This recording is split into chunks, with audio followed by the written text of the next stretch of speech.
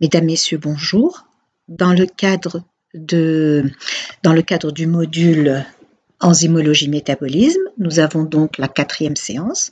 Au cours des séances précédentes, nous avons travaillé sur le métabolisme des glucides et plus exactement du glucose. Ce métabolisme, nous avons vu que ce métabolisme concerne essentiellement le glucose.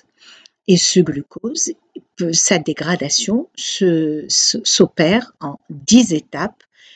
D'une molécule à 6 atomes de carbone, nous arrivons à une molécule à 3 atomes de carbone qui est le pyruvate.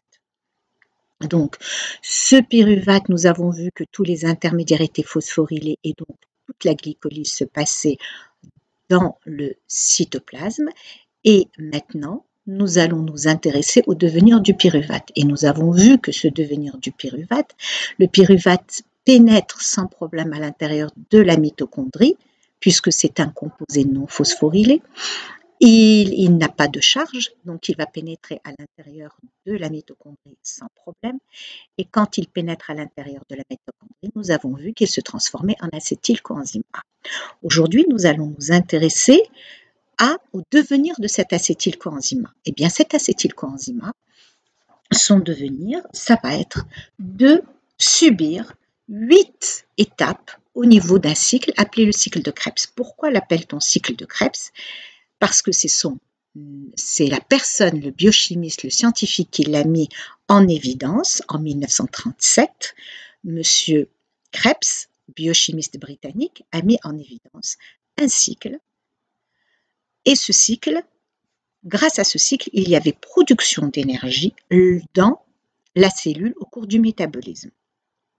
Alors, ces réactions effectuées à l'aide d'enzymes spécifiques et surtout en présence d'oxygène, alors que jusqu'à présent, on avait vu qu'on n'avait pas besoin d'oxygène. La glycolyse n'avait pas besoin d'oxygène, la transformation du pyruvate en acétylcoenzyme A n'a pas besoin d'oxygène, mais à partir de maintenant, le cycle ne peut se faire que s'il y a présence d'oxygène pour transformer les substances formées au cours de la dégradation partielle des sucres, des graisses et des acides aminés en anhydride carbonique, c'est-à-dire le CO2, en eau et en substances riches en énergie. Ces substances, on les verra, qui vont permettre la synthèse de l'ATP. Donc, ce cycle, dans les conditions aérobies, c'est-à-dire en présence d'oxygène, vous avez la transformation de l'acétylcoenzyme A en CO2 et énergie. Rappelez-vous, quand je vous avais montré la diapositive du métabolisme, je vous avais parlé d'un squelette, le squelette du métabolisme, et ça, c'est une des étapes de cette colonne vertébrale du métabolisme. Donc, c'est une voie commune de l'oxydation des molécules, des acides aminés, des acides gras et des glucides. Alors, si nous voulons connaître un petit peu en résumé ce cycle, comment il se fait, et quel est son but? Il a pour but d'oxyder l'acétylcoenzyme A en 2 molécules de CO2 et 2 molécules d'H2O, d'extraire l'énergie de l'acétylcoenzyme A et de réduire le NAD+ en NADH et le FAD en FADH2. Et ces molécules-là sont très importantes, elles vont rentrer dans la chaîne respiratoire mitochondriale. Il a besoin de quoi pour fonctionner? Il a besoin de 8 réactions qui vont s'enchaîner les unes après les autres à partir de l'acétylcoenzyme A. En conditions aérobieuses, c'est-à-dire en présence d'oxygène, et où, rappelez-vous, je vous avais dit qu'il fallait bien connaître le compartiment cellulaire, à savoir ici la matrice mitochondriale. Grâce à cette enzyme soluble et une enzyme qui est fixée dans la membrane interne, la membrane interne mitochondriale, la succinate déshydrogénase. Alors, le troisième point qui est important, c'est que ce cycle ne fonctionne pas seul. Il a besoin d'être couplé à la chaîne respiratoire mitochondriale. Les coenzymes qui ont été réduits dans le cycle de Krebs, on en trouvera 3, NADH, et une molécule de FADH2. Et à partir de cette molécule, grâce à la chaîne respiratoire mitochondriale, il y aura synthèse d'ATP. Donc, 3 points importants. Son but, c'est d'oxyder l'acétylcoenzyme A et de former des molécules de NADH et de FADH2. Comment? Par 8 réactions différentes et il est surtout couplé à la chaîne respiratoire mitochondriale. Si la chaîne respiratoire mitochondriale ne fonctionne pas, le cycle de Krebs ne fonctionnera pas. Donc, les réactions du cycle de Krebs, il y en a 8. Il y a une réaction de condensation, il y a 2 réactions de carboxylation, 4 réactions d'oxydation et une réaction de phosphorylation de l'ADP. Donc, l'acétylcoenzyme A, il est formé de 2 carbones. Donc, 2 carbones entrent dans le cycle de Krebs et 2 autres carbones en sortent sous forme de CO2. 4 réactions d'oxydoréduction qui vont nous permettre de former 3 molécules de NADH. Donc, les électrons vont être transférés sur ça par les réactions d'oxydoréduction. Puis, on va former aussi par une réaction d'oxydoréduction du FADH2 et une liaison riche en énergie qui sera formée grâce au GTP. Donc, le bilan du cycle de Krebs énergétique, il y aura 3 molécules de NADH formées, une molécule de FADH2 qui vont conduire à la synthèse de 3 molécules d'ATP lorsqu'on va oxyder par la chaîne respiratoire le NADH et par 2 molécules d'ATP quand on oxydera une molécule de FADH2. Puisqu'on forme 3 molécules de NADH, il faut multiplier par 3, donc 3 fois 3, 9, plus une molécule de FADH2 qui va nous donner 2 molécules d'ATP, 11, plus une molécule de GTP, donc le bilan, un tour du cycle de Krebs nous donne 12 molécules d'ATP. Donc voici le cycle, nous allons étudier chacune des étapes. Donc ici, voici, vous avez l'acétylcoenzyme A qui va se condenser avec l'oxaloacétate, une molécule à 2 atomes de carbone, qui va se condenser avec une molécule à 4 atomes de carbone. Et cette réaction de condensation nous permet d'arriver à une molécule à 6 atomes de carbone qui est l'acide citrique ou l'acide tricarboxylique. Tricarboxylique parce qu'il a 3 fonctions acides. Cette molécule va subir une réaction d'isomérisation pour nous donner l'isocitrate déshydrogénase par une réaction de déshydratation et d'hydratation. Nous avons une fonction alcool en position 3. Nous allons avoir le changement de la position alcool en position 2. Puis, cette molécule-là, l'isocitrate déshydrogénase, un composé à 1, 2, 3, 4, 5, 6 atomes de carbone, va subir une oxydation, une décarboxylation oxydative, c'est-à-dire qu'on va avoir perte de cette fonction du CO2 qui est là, COH, qui va se transformer en CO2, et une réaction d'oxydation où on va transformer la fonction alcool en une fonction cétone. Et donc ça, c'est une réaction d'oxydoréduction par l'isocitrate déshydrogénase. Une deuxième réaction de décarboxylation oxydative va avoir lieu sous l'action de l'alpha-cétoglutarate déshydrogénase. C'est un complexe multi-enzymatique. Donc, cette molécule, il va y avoir élimination de cette fonction-là et fixation d'un coenzyme ASH et création d'une liaison thiol, riche en énergie. Donc, on vient de synthétiser le succinylcoenzyme A sous l'action de l'alpha-cétoglutarate déshydrogénase à partir de l'alpha-cétoglutarate. Puis, cette molécule va subir une réaction, ici une réaction d'hydrolyse de cette liaison thioester. On va libérer le coenzyme ASH et on va synthétiser une molécule de GTP à partir du GTP.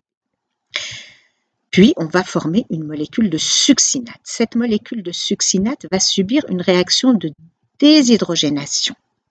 Donc, c'est une réaction d'oxydoréduction.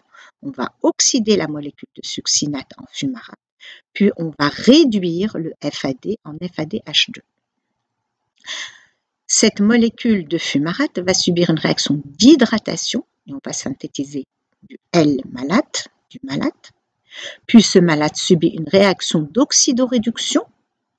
Ici, vous voyez que la fonction qui est là, la fonction alcool, se transforme en fonction acétone et on a aussi réduit du NADH.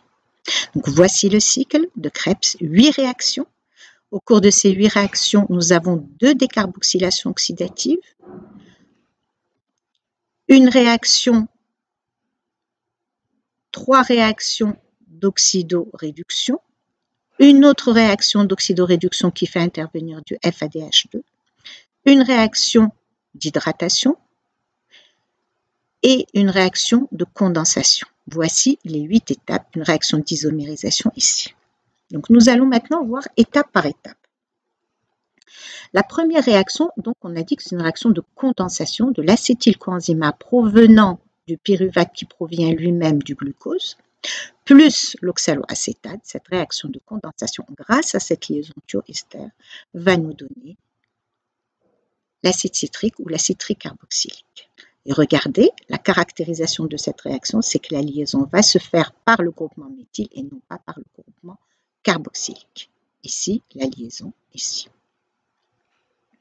Donc, elle utilise l'énergie libérée par l'hydrolyse de la liaison thioester. C'est une réaction irréversible et l'enzyme est régulée. Et l'enzyme, c'est la citrate synthase. La deuxième réaction est une réaction d'isomérisation. On voit que on va partir de l'acide citrique et il va subir une réaction de déshydratation puis une réaction d'hydratation pour former l'isocitrate. Donc c'est la fonction alcool qui était en position 3 qui va devenir en position 2. La troisième étape, c'est ce qu'on a dit tout à l'heure, la décarboxylation oxydative. Elle est catalysée par l'isocitrate déshydrogénase dont le cofacteur, c'est le NAD+. C'est une réaction irréversible. C'est une réaction irréversible et vous voyez, l'enzyme catalyse 2 étapes.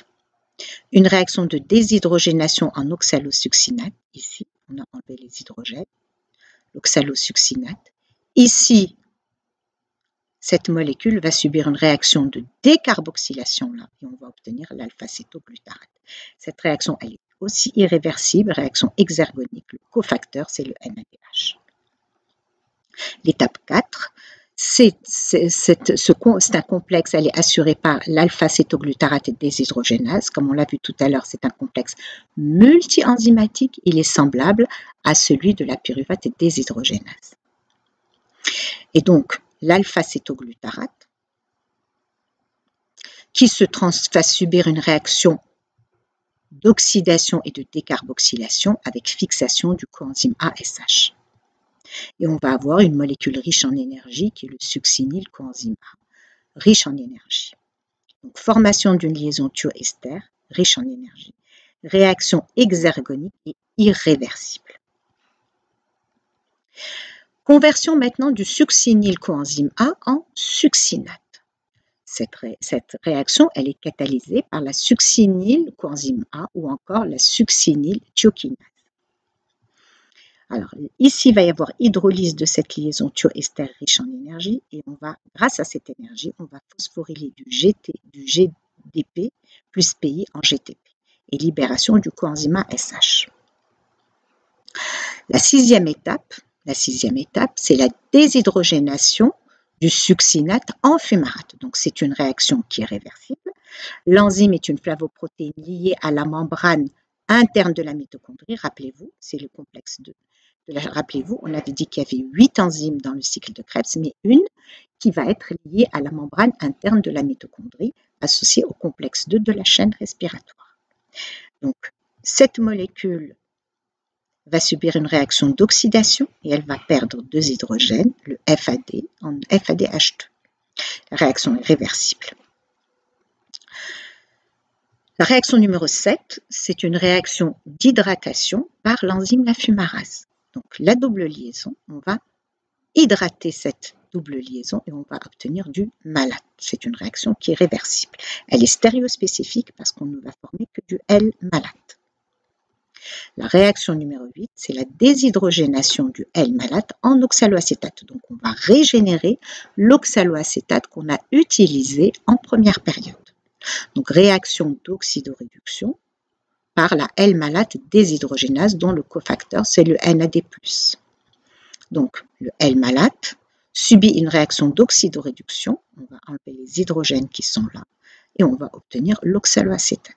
Cette réaction est réversible, formation d'une molécule de NADH, réaction très endergonique, ça veut dire quoi? Elle a besoin d'énergie pour se faire, mais comme l'oxaloacétate est tout de suite consommé, la concentration étant très faible, et rappelez-vous quand on avait vu dans les réactions thermodynamiquement possibles, on avait dit que ça dépendait de la concentration du substrat et du produit. Ici, le produit est tout de suite consommé, donc ça va tirer la réaction dans ce sens. Alors le bilan, donc voici les 8 réactions, 1, 2, 3, 4, 5, 6, 7, 8, donc les 8 réactions que nous avons. Et ici, bon, ici c'est une réaction. Alors, vous voyez les 8 réactions que nous avons. Nous avons utilisé l'acétylcoenzyme A, on le retrouve là. On a utilisé 2 molécules d'eau là, là et là. Et comme on a consommé et on a produit une molécule d'eau, on a produit une molécule d'eau ici. On va l'éliminer. On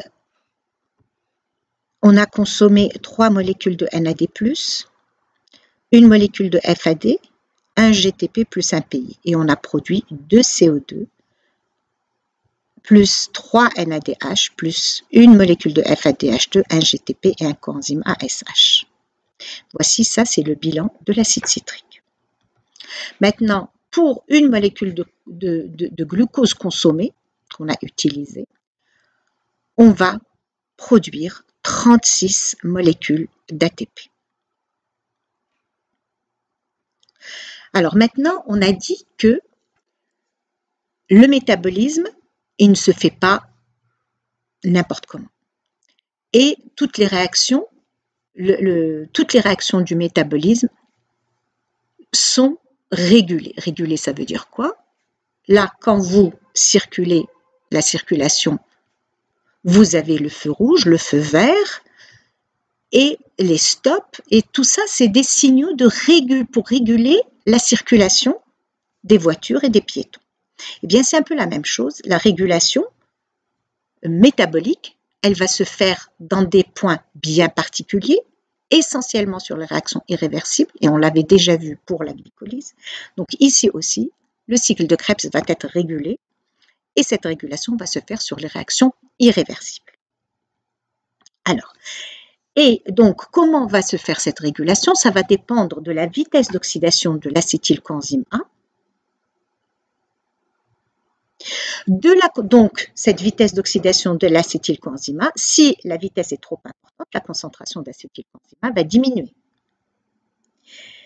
L'accumulation des produits énergétiques, on les a vus, c'est le NADH et l'ATP. Si le niveau énergétique de la cellule est élevé, est-ce que la cellule va continuer à faire le cycle de Krebs?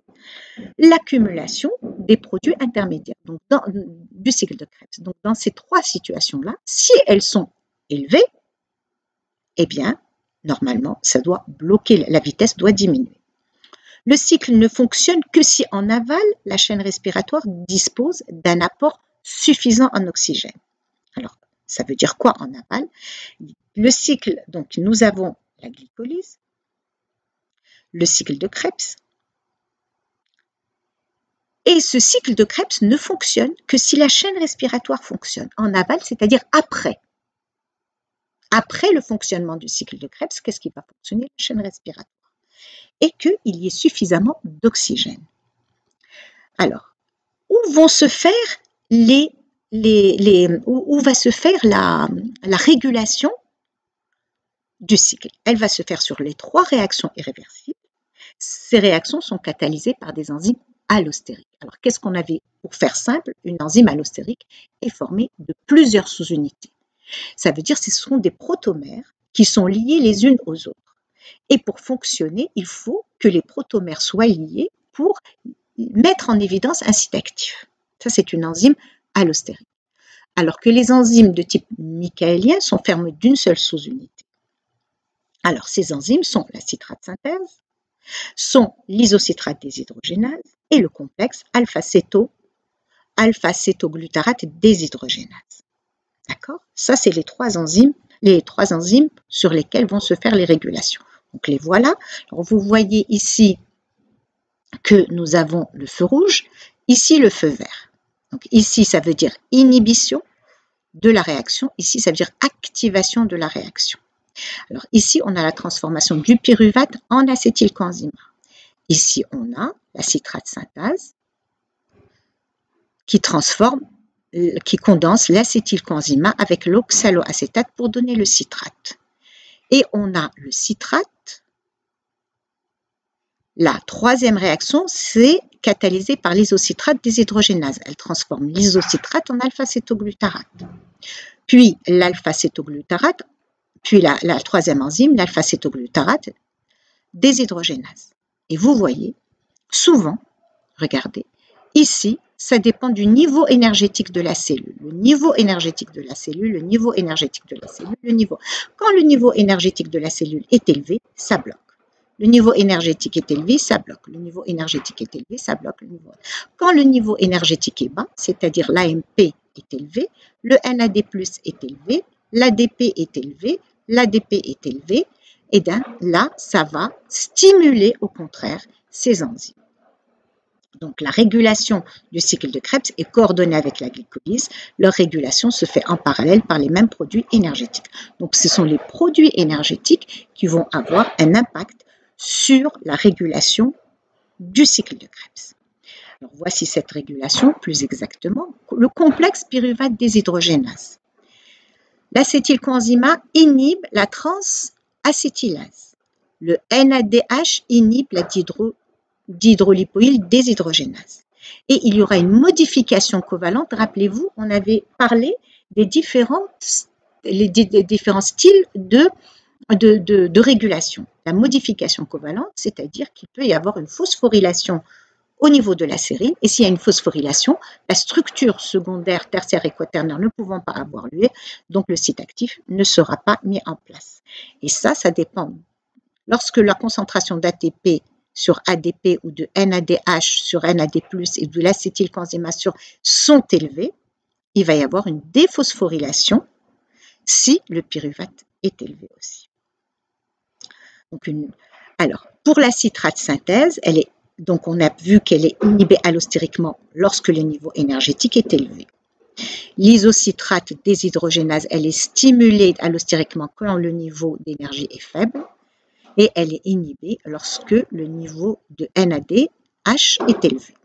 L'alpha-cétoglutarate deshydrogénase, inhibition par le succinyl et par le NAD, encore le niveau énergétique.